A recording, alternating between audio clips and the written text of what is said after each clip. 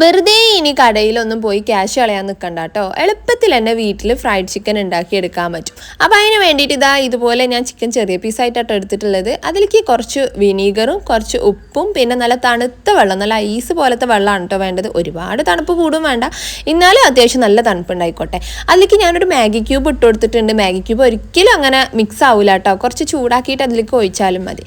ഇനി നമുക്ക് ഇതുപോലെ കോൺഫ്ലോറും മൈദപ്പൊടിയും മുളക് പൊടിയും മഞ്ഞൾപ്പൊടിയും കൂടി മിക്സ് ചെയ്തെടുക്കണം.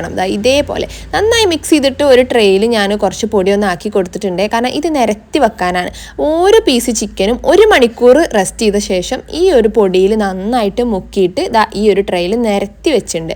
ഇനി നമുക്ക് കുക്കറിൽ ഇട്ടിട്ട് ഫ്രൈ ചെയ്തെടുക്കാം. ഒന്നെങ്കിൽ നിങ്ങൾക്ക് വിസിലൊക്കെ ഊരിയിട്ടിട്ട് പതുക്കെ അങ്ങനെ സമയം എടുത്തിട്ട് ഫ്രൈ ചെയ്തെടുക്കാം. അല്ലാന്നുണ്ടെങ്കിൽ വിസിൽ വെച്ചിട്ട് തന്നെ ഒരു 2 വിസിലടിക്കുന്നത് വരെ വേവിച്ചെടുക്കാം. എന്നിട്ടൊന്ന് തിരിച്ചും മറിച്ചും ഇട്ടിട്ട് നല്ലപോലെ മൊരിയിച്ചെടുത്താൽ ഫ്രൈഡ് ചിക്കൻ റെഡിയാണ്. ഇഷ്ടമായ ഒന്ന് ഫോളോ ചെയ്യാം.